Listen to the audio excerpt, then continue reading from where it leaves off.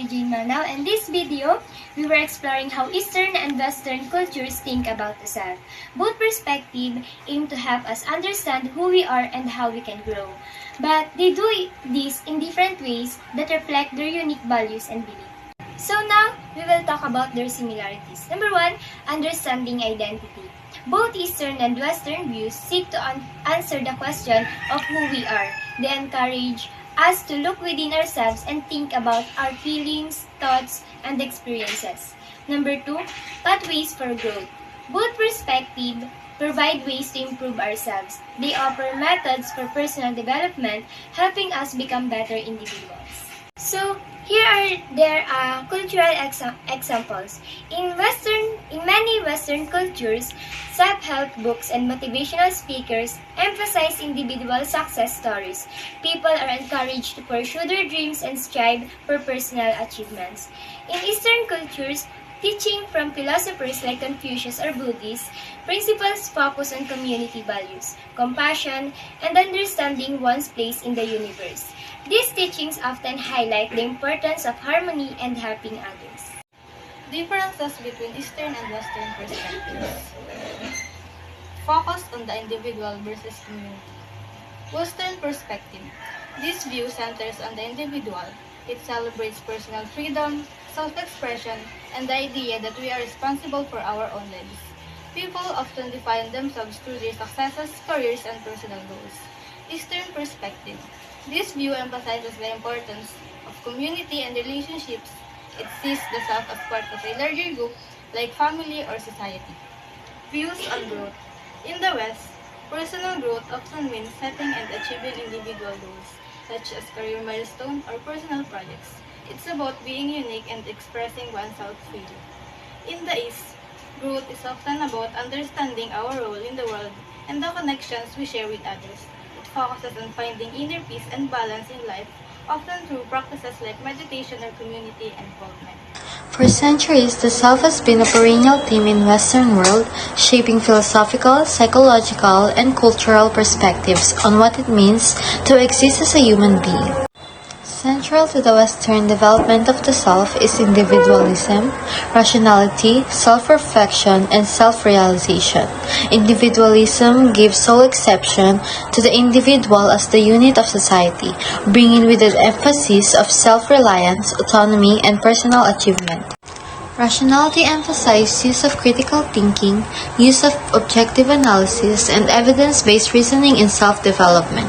Self-reflection and self-realization stress the notions of pursuit of one's true potential and individual aspiration. There is great significance attached to self-development in Western thought, as it creates strengths in men and women to advance societies towards social empowerment, moral growth, and individual flourishing. Through act that underscores individual autonomy and self-development, Western worldviews empower men and women to seize the reign of their lives and decide the path they ultimately follow.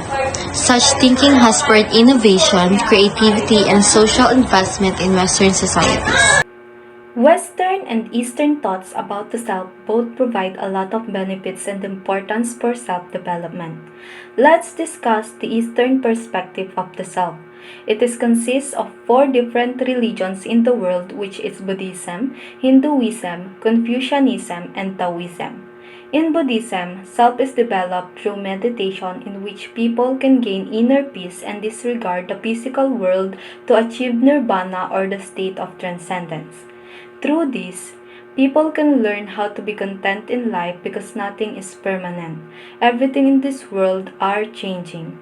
However, in Hinduism, they believed in karma, that means in everything you do, whether it is good or bad, it will eventually come back to you. This teaching will encourage people to be mindful on their actions because they do not know its consequences. On the other hand, Confucianism aims to attain self-realization through self-cultivation. In this, every individual will know their role in the society and how to act accordingly to improve not only themselves but also their social life.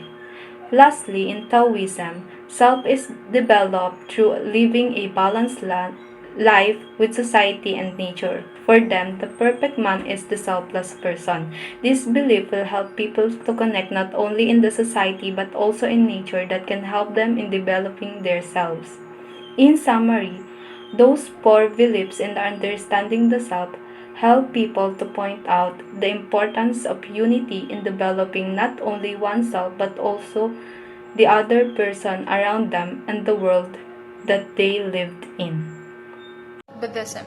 Founded by Siddhartha Gautama or the Buddha in the 5th century BCE, Buddhism focuses on the Four Noble Truths and the Eightfold Paths as a way to end suffering and attain enlightenment, or the what we call nirvana. It emphasizes mindfulness, compassion, and the impermanent nature of life. While in Hinduism, one of the oldest religions, Hinduism encompasses a wide range of beliefs and practices. It is characterized by a belief in karma or the law of cause and effect, dharma, which is duty or righteousness, and moksha, which is liberation from the cycle of rebirth. It features a variety of deities and sacred texts, including the Vedas and the Upanishads. In Taoism, originating in the ancient China, Taoism emphasizes living in the harmony with Tao, or the Way, which is the fundamental principle that underlies and unites all things. Key texts include the Tao Te Ching and the Zhuangzi. Taoism values simplicity, spontaneity, and nature. And lastly, in Confucianism, developed from the teaching of Confucius in the 5th century BCE, Confucianism focuses on ethics, family, loyalty, respect for elders, and social harmony.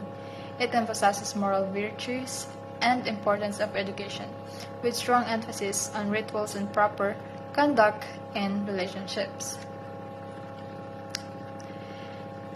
Each of these philosophies or religions offers distinct perspective on life, morality, and the nature of existence.